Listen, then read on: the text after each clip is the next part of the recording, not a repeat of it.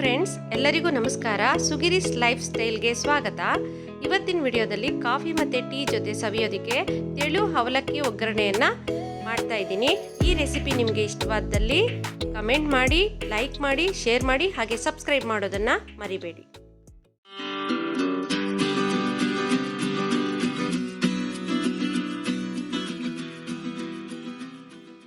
ನಾನು ಇದನ್ನು ಮಾಡೋದಕ್ಕೋಸ್ಕರ ಅರ್ಧ kg ತೆಳು ಅವಲಕ್ಕಿಯನ್ನು ತೊಗೊಂಡಿದ್ದೀನಿ. ಅದನ್ನೀಗ ಕ್ಲೀನ್ ಮಾಡ್ಕೊಳ್ಳೋಣ. ಇದರಲ್ಲಿ ಯಾಕೆಂದರೆ ಧೂಳೆಲ್ಲ ಇರುತ್ತೆ, ಅವಲಕ್ಕಿದೆಲ್ಲ ಧೂಳು ಇರುತ್ತಲ್ಲ, ಆ ಧೂಳೆಲ್ಲ ಕ್ಲೀನ್ ಮಾಡ್ಕೊಳ್ಳೋದ್ರಿಂದ ಒಗ್ಗರಣೆ ಮಾಡಿದಾಗ ಕಪ್ ಆಗಲ್ಲ. ಅದಕ್ಕೋಸ್ಕರ ನೋಡಿ ಈ ರೀತಿ ಜರಡಿ ಮಾಡ್ಕೋಬೇಕು. ನಾನು ನಿಮಗೆ ತೋರಿಸಿನ ಧೂಳು ಹೇಗಿರುತ್ತೆ ಅಂತ. ನೋಡಿ ಈ ಥರ ಧೂಳು ಇರುತ್ತೆ. ಈ ಥರ ಕ್ಲೀನ್ ಮಾಡ್ಕೊಂಡು ಆದಮೇಲೆ ಒಂದು ಬಾಣಲೆಯನ್ನು ಒಲೆ ಮೇಲೆ ಇಟ್ಬಿಟ್ಟು ನಾನು 5 ರಿಂದ 6 ಟೇಬಲ್ ಸ್ಪೂನ್ ಎಣ್ಣೆಯನ್ನು ಹಾಕ್ಕೊಳ್ತಾ ಇದ್ದೀನಿ. ಯಾಕಂದರೆ ಈ ಅವಲಕ್ಕಿ ಅರ್ಧ kg ಇರೋದ್ರಿಂದ ಎಣ್ಣೆ ಸ್ವಲ್ಪ ಜಾಸ್ತಿನೇ ತೊಗೊಳುತ್ತೆ. 6 ಟೇಬಲ್ ಸ್ಪೂನ್ ಎಣ್ಣೆನ ಹಾಕಿದ ಮೇಲೆ 1 ರಿಂದ 1.5 ಟೀ ಸ್ಪೂನ್ ಸಾಸಿವೆನ ಹಾಕ್ಕೊಳ್ತಾ ಇದ್ದೀನಿ. ಅದು ಸ್ವಲ್ಪ ಚಿಟಪಟ ಅನ್ನಬೇಕು. ಅದು ಚಟಪಟ ಅಂತ ಆದಮೇಲೆ ಸ್ವಲ್ಪ ಹಿಂಗನ್ನು ಅದಕ್ಕೆ ಹಾಕ್ಕೊಳ್ತಿದ್ದೀನಿ. ಸ್ವಲ್ಪ ಒಂದು ಅರ್ಧ ಟೀ ಸ್ಪೂನಷ್ಟು ಹಿಂಗು. 3 ದಪ್ಪ ಬೆಳ್ಳುಳ್ಳಿ ಗೆಡ್ಡೆಯನ್ನು ಬಾಲವನ್ನು ಮುರಿದು ಸಿಪ್ಪೆ ಸಮೇತ ಜಜ್ಜಿಟ್ಕೊಂಡಿದ್ದೀನಿ. ಅದನ್ನು ಈಗ ಇದಕ್ಕೆ ಮಿಕ್ಸ್ ಮಾಡ್ತಾ ಇದ್ದೀನಿ. ಇದು ಫ್ರೈ ಆಗಬೇಕು. ಒಂದು ಕಂದು ಬಣ್ಣ ಬರೋವರೆಗೂ ಇದನ್ನು ಫ್ರೈ ಮಾಡ್ಕೋಬೇಕು. ಬೆಳ್ಳುಳ್ಳಿ ತಿನ್ನದೇ ಇರೋರು ಇದನ್ನು ಸ್ಕಿಪ್ ಮಾಡಬಹುದು. ಬಟ್ ಬೆಳ್ಳುಳ್ಳಿ ಎಣ್ಣೆಯಲ್ಲಿ ಚೆನ್ನಾಗಿ ಫ್ರೈ ಆದಾಗ ಒಗ್ಗರಣೆ ಜೊತೆ ತಿನ್ನಲಿಕ್ಕೆ ತುಂಬ ಟೇಸ್ಟಿಯಾಗಿರುತ್ತೆ.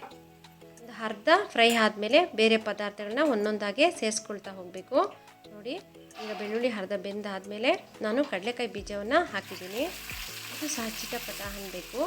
ಆಮೇಲೆ ಬೇರೆ ಪದಾರ್ಥವನ್ನು ಹಾಕಬೇಕು. ಈಗ ಹೇಗೆ ಫ್ರೈ ಆಗ್ತಾಯಿದೆ. ಅದು ಅಷ್ಟು ಫ್ರೈ ಆದಮೇಲೆ ಕಟ್ ಮಾಡಿ ಇಟ್ಕೊಂಡಿರುವಂತಹ ಗೋಡಂಬಿ, ಅರ್ಧ ಕಪ್ ಗೋಡಂಬಿ ಮತ್ತು ಕಟ್ ಮಾಡಿ ಇಟ್ಕೊಂಡಿರುವಂತಹ ಬಾದಾಮಿ, ಅರ್ಧ ಕಪ್ ಬಾದಾಮಿಯನ್ನು ಸೇರಿಸಿ ಚೆನ್ನಾಗಿ ಮಿಕ್ಸ್ ಮಾಡ್ತಾಯಿದ್ದೀನಿ. ಇದು ಹೊಂಬಣ್ಣಕ್ಕೆ ಬರೋವರೆಗೂ ಚೆನ್ನಾಗಿ ಮಿಕ್ಸ್ ಮಾಡಬೇಕು. ಇದಾದಮೇಲೆ ಅರ್ಧ ಕಪ್ಪು ಹುರ್ಗಡ್ಲೆಯನ್ನು ಹಾಕಿ ಅದರ ಜೊತೆಯಲ್ಲೇ ಚೆನ್ನಾಗಿ ಫ್ರೈ ಮಾಡ್ತಾಯಿದ್ದೀನಿ.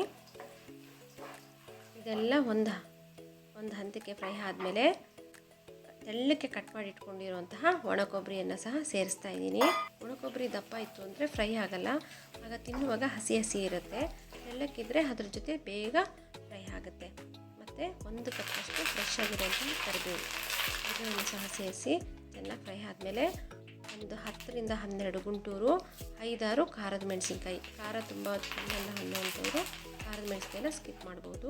ಇದನ್ನೆಲ್ಲ ಮಿಕ್ಸ್ ಮಾಡಿ ಆದಮೇಲೆ 1 ರಿಂದ 1.5 ಟೀ ಸ್ಪೂನ್ ಅರಿಶಿಣವನ್ನು ಹಾಕಿ ಮಿಕ್ಸ್ ಮಾಡ್ಕೊಳ್ಳೋಣ.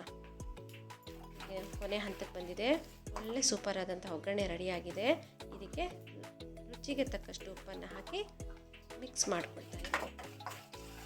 ನೋಡಿ ಎಂಥ ಕಲರ್ಫುಲ್ ಒಗ್ಗರಣೆ ರೆಡಿಯಾಗಿದೆ ಫ್ರೆಂಡ್ಸ್. ತುಂಬ ಅಂದರೆ ತುಂಬ ಟೇಸ್ಟಿಯಾಗಿರುವಂತಹ ರೆಸಿಪಿ ಇದು. ಮತ್ತು ನಾವು ಮೇಯ್ನ್ ಇಂಗ್ರೀಡಿಯೆಂಟ್ ಆದಂತಹ ತೆಳು ಅವಲಕ್ಕಿಯನ್ನು ಅದು ಸ್ವಲ್ಪ ಬಿಸಿ ಮಾಡ್ಕೊಂಡು ಅದಕ್ಕೆ ಸೇರಿಸ್ಬೇಕು. ಇಲ್ಲಾಂದರೆ ಅದು ಮೆತ್ತಗಿರುತ್ತೆ. ನಿಧಾನಕ್ಕೆ ಅದನ್ನು ಸ್ವಲ್ಪ ಬಿಸಿ ಮಾಡ್ಕೋಬೇಕು. ಜೋರಾಗಿ ಮಿಕ್ಸ್ ಮಾಡಿದ್ರೆ ಪುಡಿ ಆಗೋ ಚಾನ್ಸಸ್ ಇರುತ್ತೆ. ಹಾಗಾಗಿ ನಿಧಾನಕ್ಕೆ ಮಿಕ್ಸ್ ಮಾಡಿ ಅದನ್ನು ಬೆಚ್ಚಗೆ ಮಾಡಿಕೊಂಡು ಒಗ್ಗರಣೆ ಜೊತೆ ಮಿಕ್ಸ್ ಮಾಡಬೇಕು. ಈಗ ನೋಡಿ, ಈ ಒಗ್ಗರಣೆ ಜೊತೆ ಆ ಹುರ್ಕೊಂಡಿರುವಂತಹ ತೆಳು ಅವಲಕ್ಕಿನ ಮಿಕ್ಸ್ ಮಾಡೋಣ.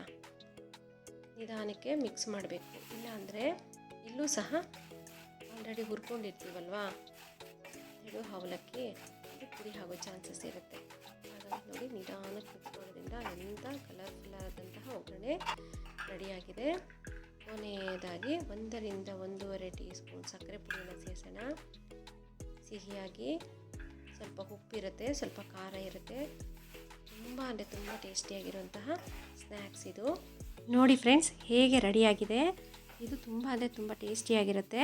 ಸಾಯಂಕಾಲ ಕಾಫಿ ಮತ್ತು ಟೀ ಜೊತೆ ಸವಿಯೋದಕ್ಕೆ ತುಂಬ ಚೆನ್ನಾಗಿರುತ್ತೆ. ನೀವು ಸಹ ನಿಮ್ಮ ಮನೆಯಲ್ಲಿ ಟ್ರೈ ಮಾಡಿ ಅದು ಹೇಗೆ ಬಂತು ಅನ್ನೋದನ್ನ ಕಮೆಂಟ್ ಬಾಕ್ಸಲ್ಲಿ ಕಮೆಂಟ್ ಮಾಡೋದನ್ನು ಮರಿಬೇಡಿ. ಹಾಗೆ ಈ ನನ್ನ ರೆಸಿಪಿ ಇಷ್ಟವಾಗಿದ್ದಲ್ಲಿ ಲೈಕ್ ಮಾಡಿ, ಶೇರ್ ಮಾಡಿ, ಹಾಗೆ ಸಬ್ಸ್ಕ್ರೈಬ್ ಮಾಡೋದನ್ನು ಮರಿಬೇಡಿ. Thank you.